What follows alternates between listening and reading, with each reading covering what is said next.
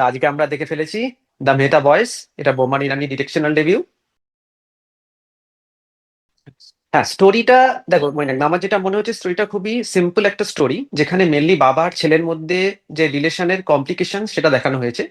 এবং সময়ের সাথে সাথে সেই রিলেশনটা কিভাবে চেঞ্জ হয়েছে, কিভাবে ইমপ্রুভ করেছে, কখনো কখনো বিভিন্ন ধরনের আপস অ্যান্ড ডাউনস এসছে। এই ব্যাপারটাকেই পুরো স্টোরিটাতে মানে খুব সুন্দরভাবে দেখানো হয়েছে। I I must say that it is very well presented story. বাবা ছেলেরই গল্প। ছেলের বাড়িতে সে উঠেছে এবং সেইখানে ছেলে আর বাবার মধ্যে যে টানাপোড়েন, সম্পর্কের যে টানাপোড়েন, সেটাকে আমরা ফিল করেছি। তো সেই অর্থে নভেলটি নেই, নভেলটি হচ্ছে কিভাবে ট্রিটমেন্টটা করা হয়েছে। হুম। যেমন ধরো ফার্স্টেই যেটা বলি যে এই টোটাল মুভিটাতে তিনবার তুমি দেখবে একটা হ্যান্ডশেক সিকোয়েন্স আছে বিটুইন ফাদার অ্যান্ড সান। যে যখন অবিনাশ তিওয়ারি গেল তার মা মারা যায় তার খবর পেয়ে, তো দেখা যাচ্ছে যে বোমান ইরানি সেখানে আরো যে রিলেটিভস এসছে বা পাড়ার লোকজন এসছে, তো তাদের যেভাবে গ্রিট করছে তার ছেলেকেও সেইভাবে গ্রিট করলো, রাইট? মানে খুবই ফর্মাল তাদের মধ্যে একটা রিলেশনশিপ। যখন সমস্ত কাজকর্ম মিটে গেল এবং ছেলে বলছে যে আমাকে এবার চলে যেতে হবে, তো তখন আবার মানে চলে যাওয়ার সময় কিন্তু বাবা ছেলের মধ্যে আরেকবার হ্যান্ডশেক হয়। এবং আমার সেটাকে মনে হচ্ছে যে খানিকটা তাদের রিলেশনশিপ হয়তো খানিকটা ইমপ্রুভ করেছে, এবং it's a kind of an agreement যে হ্যাঁ তোমার তো কাজ আছে, তোমাকে যেতেই হবে। একদম লাস্ট সিকোয়েন্সে কিন্তু রাইট। আর একটা হ্যান্ডশেক আছে। সেই হ্যান্ডশেকটা আবার মনে হচ্ছে kind of A reconciliation, recovery of the relationship. সেই জিনিসটাই খুব সুন্দরভাবে এখানে তুলে ধরা হয়েছে এই তিনটে হ্যান্ডশেকের মাধ্যমে। আরো কিছু কিছু ছোট ছোট সিকোয়েন্স যেগুলো আমার মনে আসছে, তার মধ্যে ফার্স্টেই হচ্ছে যে দেখবে একটা জায়গাতে যেখানে বোমান ইরানির ফ্লাইটটা ডিলে হলো, এবং তাকে হুম। বলা হলো যে সে তার ছেলের ফ্ল্যাটে গিয়ে থাকতে, এবং ফ্ল্যাটে ঢোকার সময় তুমি দেখবে যে তার যে ট্রলির চাকাটা যেন ফ্ল্যাটের চৌকাটে আটকে গেল, এবং সেটাকে জোর একদম। করে ঢোকাল। বোমান ইরানির মধ্যে একটা রিলাক্টেন্স রয়েছে তার ছেলের ফ্ল্যাটে থাকার জন্য, রাইট? তবুও কোনো উপায় নেই, তাকে থাকতেই হবে, সেই জন্য সে জোর করে ঢুকছে। এই একটা জিনিস আমার মনে হয়েছে একটা খুব ইম্পর্টেন্ট মোমেন্ট, যেটা আমার ভালো লেগেছে।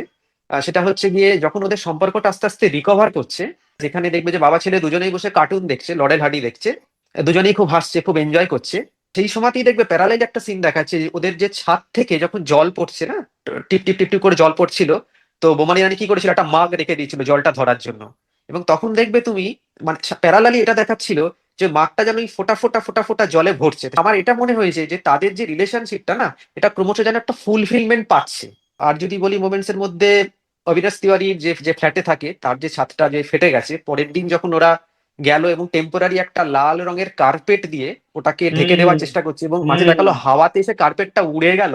আমার ওহ। মনে হলো দুজনেই কিন্তু ওদের মায়ের কথা মনে পড়ে গেল, বা একদম। বোমানি আমি রানীর এক্স্যাক্টলি এটা আমি আমার পয়েন্টে নোট করে রেখেছি, এটাই বলবো বলে। এক্স্যাক্টলি তাই। ওর মায়ের অনুষঙ্গটা বারে বারে ফিরে এসছে। ধরো, ওই যে ভদ্রমহিলা ওদের ছবি তুললো ওরা যখন খেতে গেল, যে ভদ্রমহিলা লিফটে উঠলো ওদের সাথে, যাকে দেখো শিবানী শিবানী বলে দৌড়ে দৌড়ে চলে গেল, যার পর অ্যাক্সিডেন্টটা হলো বোমানি রানী।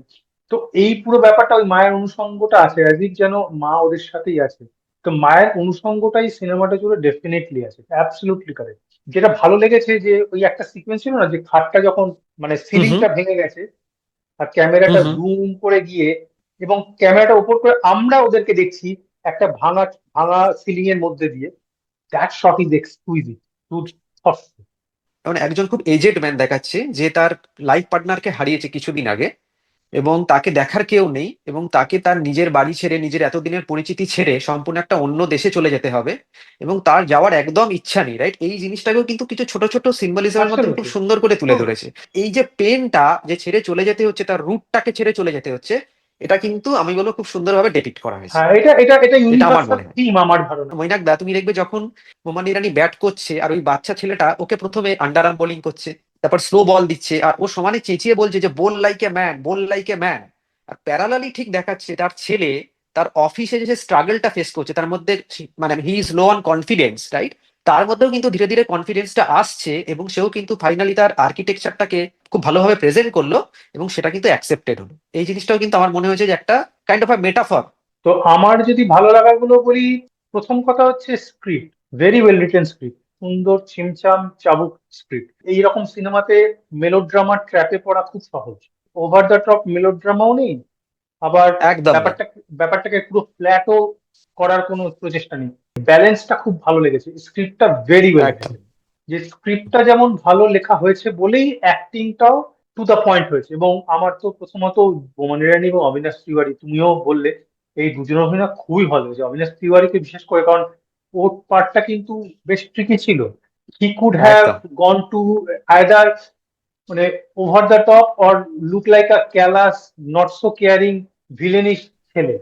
আমার কাছে আরেকটা খুব সারপ্রাইজিং অভিনয় লাগলো, ছোট্ট বিট করেছে ওর বোনের রোলটা অর্থাৎ দিদির রোলটা, যেটা পূজা শাহরুখ বলে। খুব হুম বেশি আমি কাজ করে দেখিনি, আমার কিন্তু হুম খুব ভালো কাজ করেছে। হুম।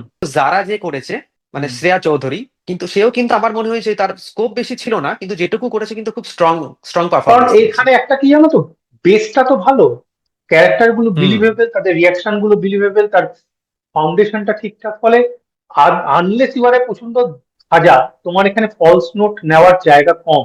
অবিনাশ তিওয়ারির কথা যখন বলছি, স্পেশালি একটা জায়গা আমার দারুণ লেগেছে যখন তার বাবা চলে গেল এবং ও একা বসে ড্রিঙ্ক করে একবার তার বাবার যেন কথা বলছে, একবার সে নিজে কথা বলছে, মানে দুটো রোলই এমন ভাবে সুন্দরভাবে ফুটিয়ে তুলেছে ওই জায়গাটা। আমার মনে হচ্ছে খুব দারুণ অ্যাক্টিং করেছে ওই জায়গাটা। লাস্ট জায়গাটা আমার খুব ভালো লেগেছে মৈনাকদা, যখন ওই ওর বাবা বলতো না যে তুমি কি আলো জ্বালিয়ে চলে যাও, তখন বললো হ্যাঁ আমার অন্ধকার ভাল লাগে না, কিন্তু লাস্টে কিন্তু ও কিন্তু আলোটাও নেভালো আর তার সাথে সাথে সিনেমাটাও শেষ হলো। মানে এই জিনিসগুলো খুব ভালো হুম। লেগেছে। একটাই জিনিস বলতে পারি যে স্টোরিটা খুব প্রেডিক্টেবল। আর পেসিংটা, অনেকে বলছে, আমি দেখলাম সোশ্যাল মিডিয়াতে যে পেসিংটা একটু স্লো, কোনো কোনো ক্ষেত্রে আমার একটু স্লো মনে হয়েছে, কিন্তু এক্ষেত্রে মনে একটা আমার যেটা মনে হয়েছে এই পেসিংটা জাস্টিফাইড। সম্পর্কগুলো, বিভিন্ন ক্যারেক্টার গুলো, তাদের নোয়ান্সেস গুলো সেটা আস্তে আস্তে কিভাবে ডেভেলপ করছে এটাই দেখিয়েছে। তো হুম। সেইভাবেই স্টোরিটা আনফোল্ড হয়েছে। তো পেসিংটা হ্যাঁ অল্প স্লো আছে হয়তো, কিন্তু তেমন কিছু মনে হয়নি। এছাড়া আমার বিশেষ কিছু নেগেটিভ লাগেনি মৈনাকদা। বেশ কয়েকটা পয়েন্ট আছে যেটা আমার মনে হয়েছে যে এটা আদারওয়াইজ এত ভালো একটা গল্পের মধ্যে এইটা না থাকলেও হতো।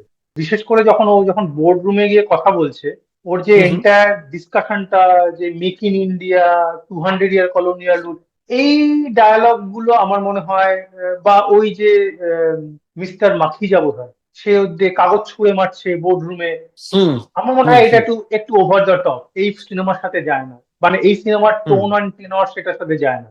হি could have made all the points both the sides without going through this so called dramatic climax. কিন্তু these are beside the point. Main আমার সমস্যা হচ্ছে অন্য জায়গায়। আই ক্যান আন্ডারস্ট্যান্ড যে এই সিনেমাটা আসছে কোথা থেকে, একটা স্ট্রেন রিলেশনশিপ বিটুইন বাবা এবং ছেলে। তুমি বুঝতে পারছো দুজনের মধ্যে একটা টেনশন রয়েছে। ইভেন একটা ডায়ালগ, যদি একটা জায়গায় যখন ওর গাড়িটা গিয়ে মারলো ল্যাম্প পোস্টে, তখন ও বেরিয়ে এসে বললো, you have broken my your mother's heart. মানে তুমি মায়ের মনে বিশাল দুঃখ দিয়েছো। আমি সিনেমা জুড়ে ভাবছিলাম, খালি আমার এক্সপেকটেশন ছিল কেন, কি জন্য তাদের মধ্যে এত স্ট্রেন, কি করেছে ও যার জন্য মায়ের মনে এত দুঃখ দিয়েছে, হোয়াট ডিড হি ডু। আমি কিন্তু সেভাবে কোনো কারণ খুঁজে পাইনি। হোয়াট ডিড হি ডু, কি করেছে, এমন কি করেছে, কোন অসম্ভব মহাভারত অশুদ্ধ করেছে যার জন্য ওর বাবার সাথে এবং ওর এত বাবার খারাপ কথা রিলেশন। অনুযায়ী ওর বাবার কথা অনুযায়ী ওর মায়ের সাথে সম্পর্ক খারাপ? কি এমন করেছে যার জন্য দুজনে মিলে ডিসাইড করেছে মিস্টার অ্যান্ড মিসেস মেহতা যে বেঁচে থাকাকালীন আমাদের মধ্যে যে আগে মারা যাবে আরেকজন, সে গিয়ে মেয়ের সাথে থাকবে সুদূর ইউএসএ তে, বাট নট উইথ মাই সান, যে ইন্ডিয়াতেই আছে at that point of time. কি এমন করেছে যার সাথে, এবং শেষ অব্দি সে মেয়ের সাথে থাকলো, আমার ইউএস যাচ্ছে সেটাতে সমস্যা নয়, কিন্তু এমন কি করেছে যাতে তাকে হাজার হাজার মাইল দূরে ইউএসএ তে যেতে হচ্ছে? কি এমন ছেলে করেছে, এই উত্তরটা কিন্তু আমি পাইনি। এই জায়গা থেকে রিলেশনশিপটার যে কারণ, যে কারণে সম্পর্কের দূরত্ব তৈরি হয়, সেটা আমার পরিষ্কার হলো না। একটা সিকোয়েন্সে দেখাচ্ছে ও ওর যে গার্লফ্রেন্ড যার সাথে বসে ড্রিঙ্ক করছে একটা বারে সম্ভবত, হুম করতে হুম। করতে বললো যে ওর টিচার বলেছে ও যে বম্বে চলে গেছে, তো আমি জানতেই পারিনি। তখন ও নিজে ড্রিঙ্ক করতে করতে বলছে যে আপনি কি জানেন, আমিও জানি আমরাও না। আমিও জানি না। মানে কি বলতে চাইছি, ওর বম্বে চলে যাওয়াটা এত বড় অপরাধ? যে ফিলসফির জায়গা থেকে এই কথাগুলো আসছে, মানে ছেলে কি তার নিজের ক্যারিয়ারের জন্য নিজে ডিসিশন নিতে পারবে না? এইটা আমার কাছে একটু, কি বলবো, রিগ্রেসিভ কথাটা খুব হার্শ হয়ে যায়, বাট আমার কাছে খুব অবাক লেগেছে। কারণ তুমি পরের প্রজন্মকে বেঁধে রাখতে পারো না তোমার কাছে, এইটা সহজ সত্য, এটাকে মেনে নিতে হবে। সেই যে পয়েন্ট অফ ভিউ থেকে, যে ফিলোসফিক্যাল আন্ডারপিনিং থেকে এই সিনেমাটা এই বক্তব্যটা এসছে, সেটা আমার কাছে মনে হচ্ছে জাস্টিফাইড নয় আজকের দিনে দাঁড়িয়ে। লাস্টে সেটা জাস্টিফাই করা হয়েছে, জানি তুমি আমার ভালোর জন্য করতে। I don't buy that argument. যেখানে দেখাচ্ছে লাস্টে যখন ও বাবাকে ছেড়ে দিল, ওর হবু ওয়াইফ বা ওর গার্লফ্রেন্ডও ওই হ্যান্ড ব্রেকটা ধরে আছে, মানে অ্যাজ ইফ আই এম একদম। Taking care of you. I don't buy that argument. এটা হচ্ছে আমার ভালো না লাগার জায়গা যদি থাকে এটা। আই এবং হ্যাভ আমার প্রবলেম উইথ মনে হয়েছে মৈনাক এক্স্যাক্টলি এটাই আইডিয়া, এটাই দেখাতে চেয়েছে। এবং আমার যেটা মনে হচ্ছে মৈনাকদা, তুমি দেখো যখন ওর মা মারা গেছে, ওর বোন কিন্তু ইউএসএ থেকে আগে এসে গেছে। তার মানে কি ওর বাড়ি থেকে ওর ছেলেকে জানানোই হয়নি, হয়তো না। ওর বোনই তার দাদাকে জানিয়েছে, মানে তার ভাইকে জানিয়েছে, ভাইকে এবং জানিয়েছে। তারপরে সে এসেছে। বোমান ইরানি যে ক্যারেক্টারটা প্লে করছে, that is deeply flood as a parent. ওই জায়গা থেকে তার রিডেমশন তারপর হওয়াটা দরকার ছিল। সেই রিডেমশনটা আমি ওর ক্যারেক্টারে সেই অর্থে দেখিনি। না, বরঞ্চ ছেলের মধ্যে হ্যাঁ, খানিকটা চেঞ্জেস এলো। এবং যে জন্য আমার প্রবলেমটা আরো বেশি, the maker of the film also thinks যে senior Mehta is right and junior Mehta needs to change himself. That's what disturbs me. কোনটা তোমার কাছে ফিল হবে, এবং ওটাই সত্য। অভিষেক, সবচেয়ে বড় যে এটা সত্যিটা আছে কিনা, ইজ দ্যাট দ্য ট্রুথ? এটাই ট্রুথ? যে জায়গা থেকে, যে মাইন্ডসেট থেকে সিনেমাটা আসছে, সেটা আমার শোনা। As a first time director, Boman Irani কাজ দেখে মনে হয় না he is a first time director, he is very good. আর কিছুর জন্য না হোক, তার অ্যাক্টিং এর জন্য, একটা কি সুন্দর স্ক্রিপ্ট লেখা যায় তার জন্য, এটার জন্য দেখা উচিত। আর মেন ক্যারেক্টারটা কি সুন্দর অভিনয় করেছে, ও তার অ্যাক্টিং, তার ডিরেকশন, এই তিনটের জন্য অ্যাবসলিউটলি একটা থামস আপ। সিনেমার, হ্যাঁ থামস আপ। কিন্তু মেসেজটা আমার জন্য, I don't like the message. তো টাটা, চলো আর কি। টাটা, চলো, থ্যাংক ইউ। থ্যাংক ইউ, চলো।